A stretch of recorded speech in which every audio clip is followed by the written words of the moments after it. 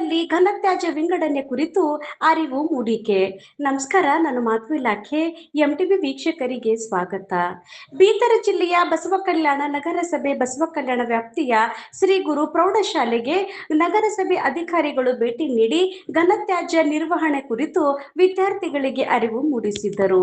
ಈ ಸಂದರ್ಭದಲ್ಲಿ ಹಸಿ ಕಸ, ಒಣ ಕಸ, ಸ್ಯಾನಿಟರಿ ತ್ಯಾಜ್ಯ ಹಾಗೂ ವಿಶೇಷ ಕಾಳಜಿ ತ್ಯಾಜ್ಯ ಸೇರಿದಂತೆ 4 ವಿಧದ ತ್ಯಾಜ್ಯಗಳನ್ನು ಪ್ರತ್ಯೇಕವಾಗಿ ವಿಂಗಡಿಸಿ ನಗರಸಭೆಯ ವಾಹನಗಳಿಗೆ ನೀಡುವಂತೆ ವಿದ್ಯಾರ್ಥಿಗಳಿಗೆ ಮಾಹಿತಿ ನೀಡಲಾಯಿತು. ಸ್ವಚ್ಛತೆ ಹಾಗೂ ಪರಿಸರ ಸಂರಕ್ಷಣೆಯ ಮಹತ್ವದ ಬಗ್ಗೆ ತಿಳಿಸಿ ತ್ಯಾಜ್ಯ ವಿಂಗಡಣೆಯ ಮೂಲಕ ಆರೋಗ್ಯಕರ ಪರಿಸರ ನಿರ್ಮಾಣಕ್ಕೆ ಪ್ರತಿಯೊಬ್ಬರು ಕೈ ಜೋಡಿಸಬೇಕೆಂದು ಕರೆ ನೀಡಲಾಯಿತು.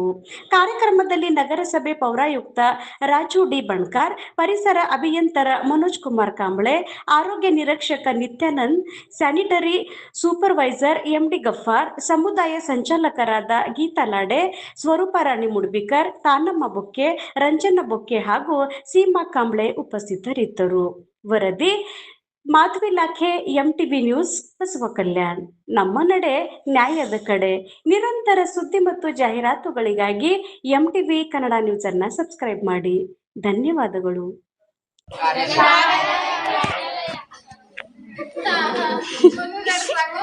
ನಾವು ಮುನ್ಸಿಪಾಲ್ಟಿ ಕಡೆಗೆ ಬಂದಿದ್ದೇವೆ. ಮುನ್ಸಿಪಾಲ್ಟಿ ಕಡೆಗೆ ಯಾಕಂತಂದ್ರ ಇವಾಗ ಮೊದಲೇನಿತ್ತು, ಮನೆಗಳಲ್ಲಿ 2 ಡಸ್ಟ್ಬಿನ್ಗಳು ಇಕ್ಬೇಕು ಅಂತ ರೂಲ್ಸಿತ್ತು. ಒಂದು ಹಸಿ ಕಸ ಸಲುವಾಗಿ, ಒಂದು ಇಕ್ತಿದ್ರಲ್ಲ ಮನ್ಯಾಗ. ಇವಾಗ ಏನಾಗತ್ತಂದ್ರ 2026ರಲ್ಲಿ ಒಂದು ಹೊಸ ಪದ್ಧತಿ ಬಂದದ. ಈಗ 2 ಹೋಗಿ 4 ಬಿನ್ಗಳಾಗ್ಯಾವ. 2 ಹೋಗಿ 4 ಬಿನ್ಗಳು, 4 ಡಸ್ಟ್ಬಿನ್ ಅಂದ್ರೆ ಗೊತ್ತೈತದ. 4 ಡಸ್ಟ್ಬಿನ್ ಇಕ್ಬೇಕು ಅಂತ ಹೇಳ್ಯಾರ. ಅವ್ 4 ಅಂತಂದ್ರ ಒಂದು ಹಸಿ ಕಸ ಸಲುವಾಗಿ, ಒಂದು ಒಣಗಿದು, ಇನ್ನೊಂದು ಸ್ಯಾನಿಟರಿ ತ್ಯಾಜ್ಯ ಅಂತೇಳಿ, ಮತ್ತೊಂದು ವಿಶೇಷ ಕಾಳಜಿ ತ್ಯಾಜ್ಯ ಅಂತೇಳಿ 4 ಡಸ್ಟ್ಬಿನ್ಗಳು ಬೇರೆ ಬೇರೆ ಮಾಡಿ ಇಕ್ಬೇಕು. ಈಗ ಹಸಿ ಕಸ ಅದ ನೋಡ್ರಿ ಬಂದಿದೀಗ. ಈಗ ಮನ್ಯಾಗ ಈಗ ಹಸಿದಂತಂದ್ರೆ ಈಗ ನಾವು ಕಾಯಿಪಲ್ಲೆ ತರ್ತಾರಲ್ಲ, ಈಗ ತರಕಾರಿ ಇತ್ತು, ಅದು ತರಕಾರಿ ಎಲ್ಲ ಸೋಸಿದ್ದು ಹಿಂದಿರ್ತದಲ್ಲ, ಈಗ ಅದು ಹಸಿ ಕಸ ಅಂತಾರ. ಅದು ಮತ್ತು ಈಗ ಹಣ್ಣುಗಳು ಇರ್ತಾವಲ್ಲ, ಹಣ್ಣು ಅವು ರಾತ್ರಿ ಉಳಿದಿದ್ದು ಮುಸುರಿ ತಿಂತದಲ್ಲ ಅನ್ನ. ಈಗ ನಾವೇನೇ ಅಡಿಗೆ ಮಾಡಿ ಉಳಿತದಲ್ಲ, ಅದು ಏನ್ ಮಾಡ್ಬೇಕು, ಮುಸುರಿ ಇದ್ರ ನಾವು ಸಿಂಕಿನೆಲ್ಲ ಹಾಕಿ ಅದು ನೀರು ಚೆಲ್ಲಿ ಏನು ಪದಾರ್ಥ ಇರ್ತದಲ್ಲ ಅದು ಒಂದು ಗ್ಯಾಸ್ ತಣ್ಣಿ ಈ ಒಂದು ಹಸಿ ಕಸದ ಏನದಲ್ಲ ಹಾಕಬೇಕು. ಆಯ್ತು. ಈಗ ಒಣಗಿದಂತರ ವರದಿ ಶ್ರೀ ಸಚಿನ ಎಂಟಿವಿ ನ್ಯೂಸ್ ಕನ್ನಡ. ನಮ್ಮ ನಡೆ ನ್ಯಾಯದ ಕಡೆ. ನಿರಂತರ ಸುದ್ದಿ ಮತ್ತು ಜಾಹೀರಾತುಗಳಿಗಾಗಿ ಎಂಟಿವಿ ಕನ್ನಡ ನ್ಯೂಸ್ ಅನ್ನು ಸಬ್ಸ್ಕ್ರೈಬ್ ಮಾಡಿ. ಧನ್ಯವಾದಗಳು.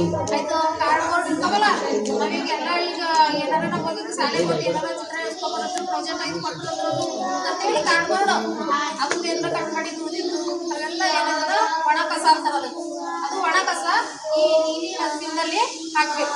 ಗೊತ್ತಾಯ್ತು. ಈ ಸ್ಯಾನಿಟರಿ ಅಂತಂದ್ರೆ ಅದು ಕೆಂಪದ ನೋಡ್ರಿ, ಕೆಂಪನ ಡಸ್ಟ್ಬಿನ್ ಅದಲ್ಲ, ಆ ಕೆಂಪನ ಡಸ್ಟ್ಬಿನ್ದಾಗೆ ಅದಕ್ಕೆ ಏನಂತಾರ ಸ್ಯಾನಿಟರಿ ತ್ಯಾಜ್ಯ. ಇವು ಮೊದಲು ಇದ್ದಿದ್ದಿಲ್ಲ, ಇವಾಗ ಅದು ವಿಶೇಷವಾಗಿ ಕ್ಲೀನ್ ಮಾಡ್ಯಾರ. ಯಾಕಂದ್ರೆ ಇತ್ತೀಚೆಗೆ ಜಾಸ್ತಿ ಅಂದ್ರೆ ನಾವು ಮಕ್ಕಳಿಗೆ ಡೈಪರ್ ಯೂಸ್ ಮಾಡತ್ತಿದ್ದೆ ಅದು ಮನ್ಯಾಗ ಮಾಡತಾರಲ್ಲ, ಸಣ್ಣ ಮಕ್ಕಳಿಗೆ ಮಾಡತಾರ. ಆ ಡೈಪರು ಆ ಡೈಪರ್ ಅಲ್ಲಿ ಇಲ್ಲಿ ಬಿಟ್ಟಾಕ್ಬಾರ್ದು, ಅದು ಭಾಳ ಹಾನಿಕರ.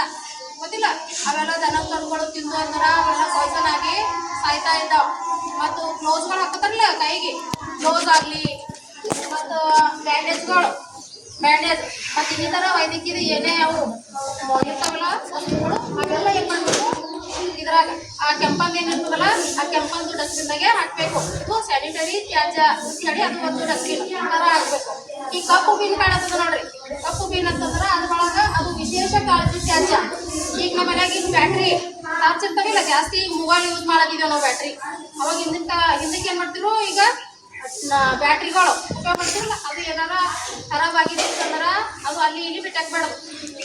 ಆಯಿತು. ಅದು ಮತ್ತು ಈಗ ಔಷಧಿಗಳು ನಾವು ಹಾಸ್ಪಿಟಲ್ ಹೋಗ್ತೀವಿ, ಔಷಧಿ ಕೊಡ್ತಾರ, ಅದು ಡೇಟ್ ಎಕ್ಸ್ಪೈರ್ ಆಗಿರ್ತದಲ್ಲ, ಅದು ಬಾಟಲ್ ಉಳಿದಿತ್ತಂದ್ರೆ ಅದು ಈಗ ಎಲೆಕ್ಟ್ರಿಕಲ್ ಏನೇ ವಸ್ತುಗಳು ಇರ್ತಾವಲ್ಲ, ಈಗ ಚಾರ್ಜರ್ ಆಗಲಿ, ಮೊಬೈಲ್ದು ಆಯ್ತು, ಮೊಬೈಲ್ ಖರಾಬ್ ಆಗಿಂದ ಇರಲಿ, ಅವೆಲ್ಲ ಇದ್ರಾಗ ಈಗ ಬಲ್ಬ್ಗಳು ಮನೆಗೆ ಖರಾಬ್ ಆಗ್ತಾವಲ್ಲ, ಬಲ್ಬ್ಗಳು ಚಾ ಕುಡಿದಾವ ಅಂತೇವಿಲ್ಲ ಅವಾಗ್ಲಿ ಅವೆಲ್ಲ ಏನ್ ಮಾಡ್ಬೇಕು ಆ ವಿಶೇಷ ಕಾಳಜಿ ತ್ಯಾಜ್ಯದಾಗ ಡಸ್ಟ್ಬಿನ್ದಾಗೆ ಹಾಕ್ಬೇಕು.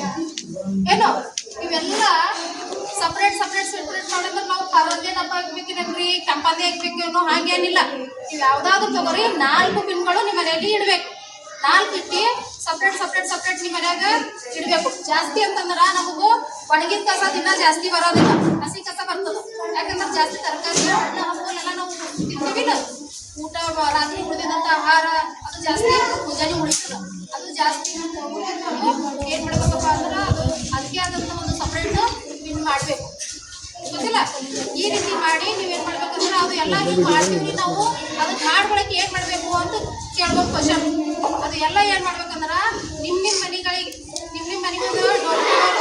ಮನೆಗಳಿಗೆ ಅದು ಕಸದ ವಾಹನ ಬರ್ತದಲ್ಲ ಮುನ್ಸಿಪಾಲಿಟಿ ಕಡೆದು, ಆ ಕಸದ ವಾಹನದ ಕೊಡ್ಬೇಕು. ಇಷ್ಟು ಮಾಡಿದ್ರಿ ಇದು ಅಲ್ಲಿ ಇಲ್ಲಿ ಬಿಟ್ಟಾಕದ್ರದಿಂದ ಏನಾಗ್ತದ ಜಾಸ್ತಿ ಅಂದ್ರ ಈ ಸ್ಯಾನಿಟರಿ ತ್ಯಾಜ್ಯ ಮತ್ತು ವಿಶೇಷ ಕಾಳಜಿ ತ್ಯಾಜ್ಯದ ಏನಾಗ್ತದೆ ಬಹಳ ಹಾನಿಕಾರ ವಸ್ತುಗಳು ಇವೆಲ್ಲ.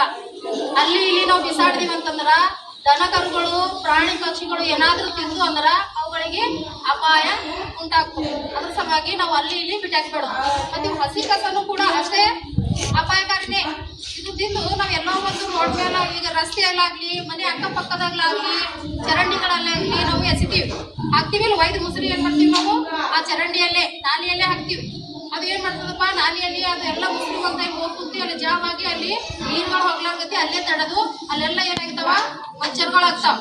ಹಾಗೇನಿಲ್ಲ ಆ ಮಚ್ಚರ್ಗಳೆಲ್ಲ ಆದ ನಂತರ ಅವೆಲ್ಲ ನಮಗ ರೋಗಗಳು ಬರ್ತಾವ. ಅದ್ರದ್ದು ರೋಗಗಳು ಬಂದು ಅಂದ್ರೆ ಏನಾಗ್ತದೆ ಗೊತ್ತದಲ್ಲ, ಆ ರೋಗಗಳು ಬಂದಂದ್ರ ನಾವು ಮತ್ತು ಆಸ್ಪತ್ರೆಗೆ ಹೋಗ್ಬೇಕು, ಮತ್ತು ಗುಳಿಗೆ ಇಂಜೆಕ್ಷನ್ ಮಾಡ್ಕೊಳ್ಳಿ, ಮತ್ತು ಅದಕ್ಕೆ ನಾವು ಚಲೋ ಮಾಡಿಸ್ಬೇಕು. ಅದಪ್ಪ ಅದೇನಿಲ್ಲ. ಅದ್ರ ಸಲುವಾಗಿ ಅದು ಬರ್ಲಾರ್ಗತಿ ನಾವು ಅವೆಲ್ಲ ತಡೆಗಟ್ಟಬೇಕಂದ್ರೆ ನಾವ್ ಈಗ ಏನ್ ಹೇಳಿದೇವಲ್ಲ ಅದು ನಾವು ಫಾಲೋ ಮಾಡ್ಬೇಕು. ಮಾಡಿದಾಗ ನಾವು ಆರೋಗ್ಯವಾಗಿ ಇರ್ತೀವಿ. ಅದೇನಿಲ್ಲ ನೋಡ್ರಿ, ಒಬ್ಬ ರೋಗಿ ಇದ್ದನಂದ್ರ ಈಗ ನಮಗ್ ಏನೋ ಆರಾಮ್ ಇದ್ದಿದ್ದಿಲ್ಲ ಅಂತ ತಿಳ್ಕೊರಿ. ನಾವ್ ಆರಾಮ್ ಇದ್ದಿದ್ದಿಲ್ಲ ಅಂದ್ರ ನಮಗ್ ಎಂತ ಬಂಗಾರ ಕುಳ್ಳಿ ಎಂತಾದ್ರು ನಮಗ್ ನಾವ್ ಏನ್ ತಿನ್ಬೇಕಂತೂ ಅದು ತಂದ್ ಇರ್ತಾರ ತಾಯಿ ತಂದಿ, ಅದು ನಮಗ್ ತಿನ್ನಕ್ ಆಗ್ತದೇನು? ಒಬ್ಬ ರೋಗಿ ಇದ್ದವರಿಗೆ ನೀವು ದುನಿಯಾದ ಬಂಗಾರ ಬೆಳ್ಳಿ ರೊಕ್ಕ ರೂಪಾಯಿ ನೀವು ಅವ್ರು ಮುಂದಿಕ್ರಿ ಅದಕ್ಕೆ ನೋಡ್ತಾರೇನೆ ಯಾರ ಇಲ್ಲ. ಯಾಕಂದ್ರೆ ಅವ್ರಿಗೆ ಅದು ಅವ್ರು ತಗೊಂಡು ಹಾಕುವಂತ ಶಕ್ತಿನೇ ಕಳ್ಕೊಂಡ್ ಬಿಟ್ಟಿರ್ತಾರ. ಅವ್ರು ಇರ್ತಾರನಿಲ್ಲ. ಅದ್ರ ಸಲುವಾಗಿ ಅದು ಬರ್ಲಾರ್ಗತಿ ತಡೆಗಟ್ಟಬೇಕಂದ್ರೆ ನಾವ್ ಈ ರೀತಿ ಮಾಡ್ಬೇಕು. ಆಯ್ತಾ? ಎಲ್ಲರೂ ಈ ರೀತಿ ಮಾಡಿದ್ರಿ ನಿಮ್ ಮನೆಗಳದಾಗ ಹೋಗಿ ಗೊತ್ತೇ ನೀವು ನಿಮ್ಮ ತಾಯಿ ತಂದಿಗೆ ಹೇಳ್ಬೇಕು. ನಿಮ್ಮ ಮನ್ಯಾಗ ನಿಮ್ಮ ತಾಯಿ ತಂದಿಗೆ ಹೇಳ್ಬೇಕು, ನಮ್ಮ ಮನ್ಯಾಗ ಸ್ಕೂಲ್ದಾಗ ಮುನ್ಸಿಪಾಲಿಟಿದವ್ರು ಬಂದಿರು ಈ ರೀತಿ ನಮಗ ಹೇಳ್ಯಾರ, ನಾವು ಈ ರೀತಿ ಬೇರೆ ಬೇರೆ ಮಾಡಿ ಹಾಕ್ಬೇಕು. ಕಸದ ಗಾಡಿ ಬರ್ತದಲ್ಲ ಮುಂಜಾನೆ ಮುನ್ಸಿಪಾಲಿಟಿದು, ಆ ಗಾಡಿಗಳಲ್ಲೇ ಹಾಕ್ಬೇಕು.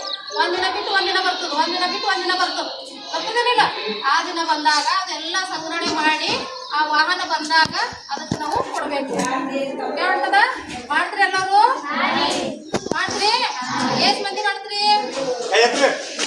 Very good, very good. ಒಂದು ಕ್ಲಾಸ್ ಮಾಡಿ ಜೋರಾಗಿ.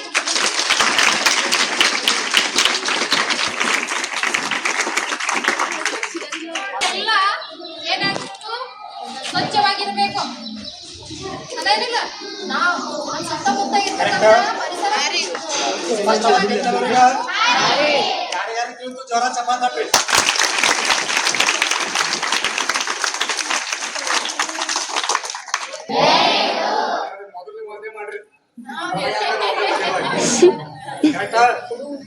ಎಲ್ಲ ಸಪ್ರೇಟ್ ಅದ ನೋಡ್ರಿ. ಎಕ್ಸ್ಪೈರ್ ಆಗಿರೋ ಟ್ಯಾಬ್ಲೆಟ್